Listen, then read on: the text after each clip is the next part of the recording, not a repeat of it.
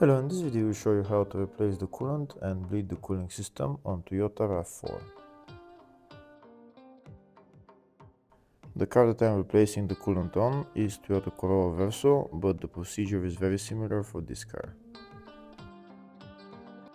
First we need to drain the coolant. To drain the coolant we need to open the coolant tank cap.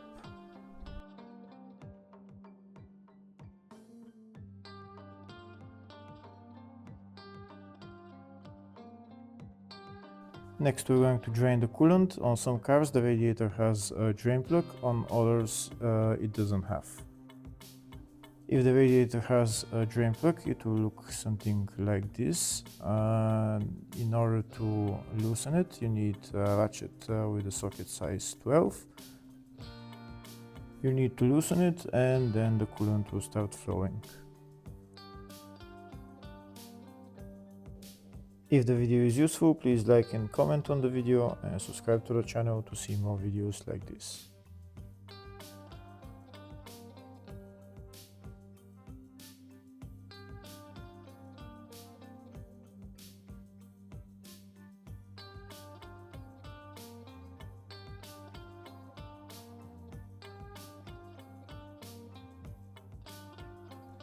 Here you can see it started flowing, and when the coolant stops flowing, then you can close off the drain plug.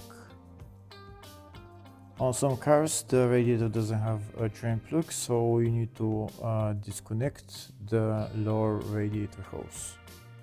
This is the lower radiator hose right there. You need to move this metal clamp and then take out the hose.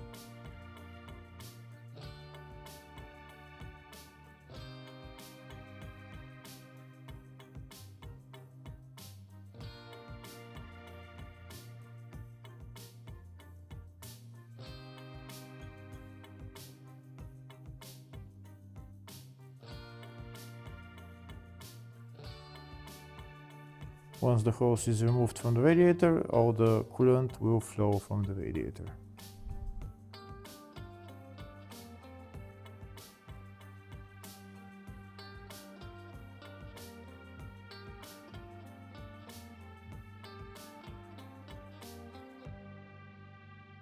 Once all the coolant has been drained, then you can put the radiator hose back on and put the metal clamp back on.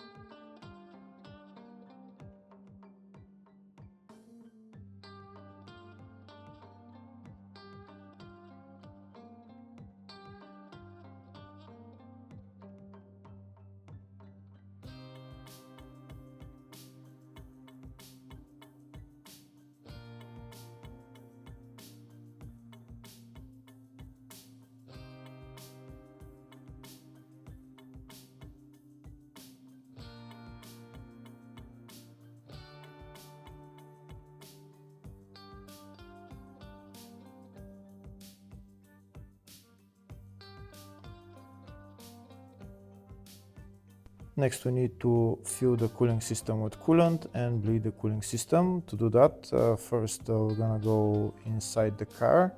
We're going to turn the ignition on and then go to the heater and set the heater to the maximum temperature and the blower motor to the lowest setting.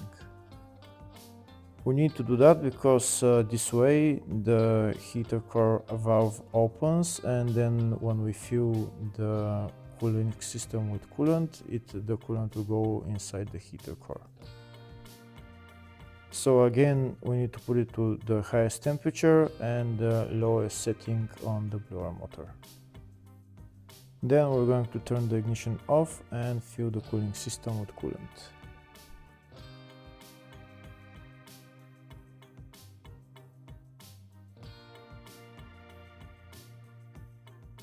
So we've already removed the coolant tank cap. Now I'm going to put the funnel in there and I'm going to start pouring coolant into the cooling system. I'll pour coolant until it goes up to the maximum level. Then I'm going to start squeezing the radiator hoses so that we try to take the air out of the cooling system.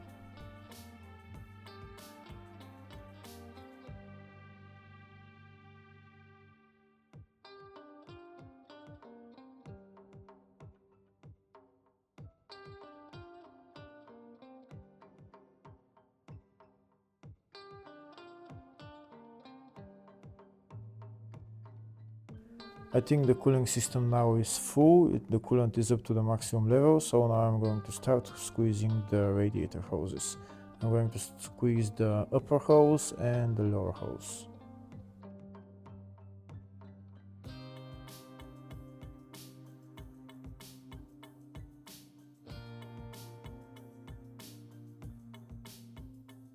When we squeeze the radiator hose, when you look in there, you see air bubbles coming out, and you see how the coolant will start to drop.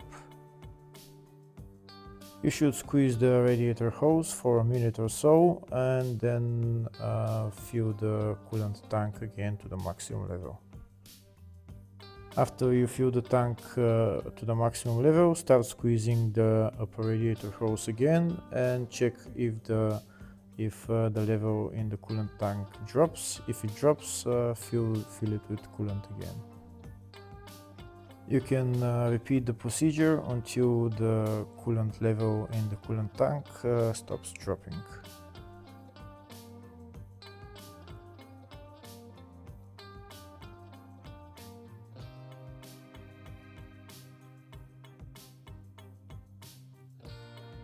We can see the coolant tank is up to the maximum level, so now we're again going to squeeze the upper radiator hose and see if the level drops again.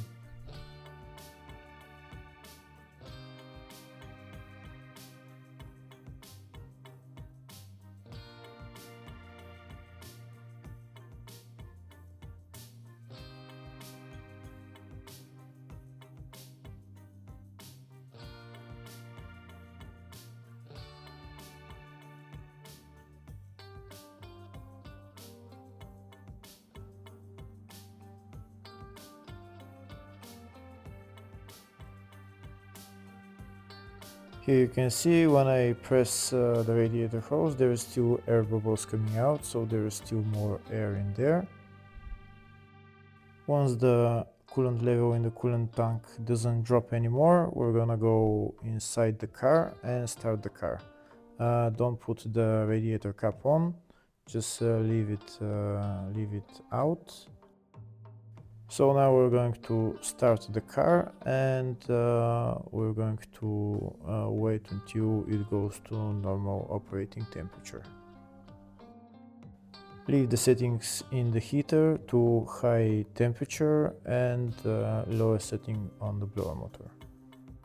Now that the car is running, when you're looking into the coolant tank, you see some air bubbles still coming out. You might want to squeeze the upper radiator hose again for a couple of minutes, just to help it bleed the cooling system.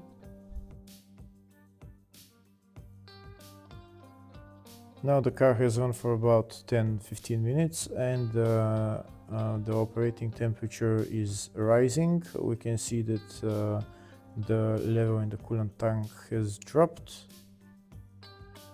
Since the level in the coolant tank has dropped, I'm going to pour some coolant in there, and I'll make it to the maximum level on the coolant tank.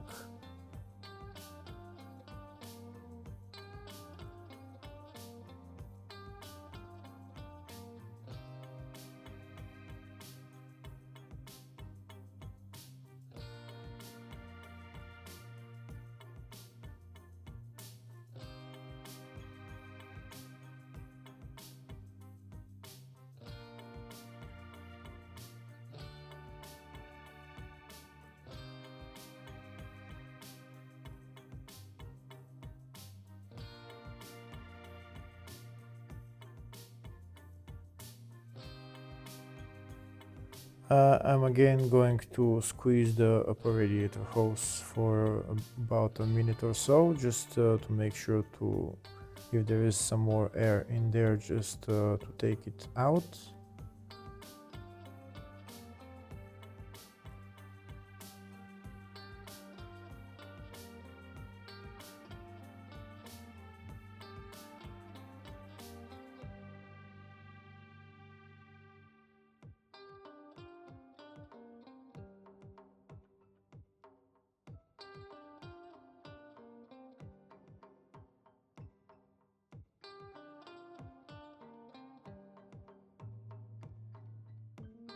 We can see there is coolant in the tank. It's at the maximum level, so now I'm gonna go inside the car and I'm going to rev the engine for about a minute or so, a minute or two.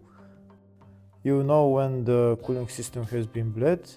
When the cooling system has been bled, then the heating will start to blow hot air. If there is still air in the cooling system, the heating will blow cold air. When it has been bled 100%, it will start blowing hot air. To make it faster for the engine to go to normal operating temperature, I am revving the engine, and once it's at normal operating temperature, it should start blowing hot air.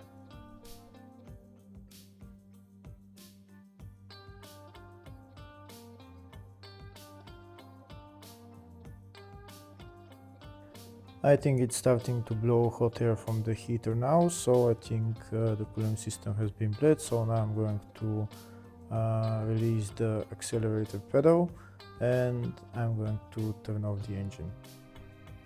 Now I'll check again the level of the coolant. If it needs more, I'm going to fill it to the maximum level.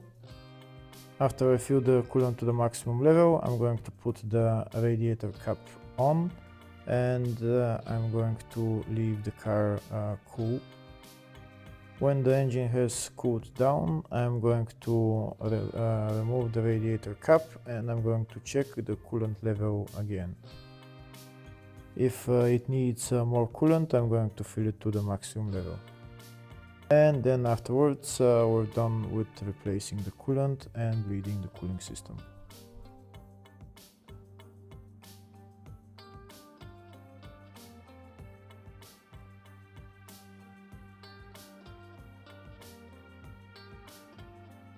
Next I will show you the exact procedure in writing, step by step, of how to bleed the cooling system on this car. Hopefully the video was helpful. Please like and comment on the video and subscribe to the channel. Thank you.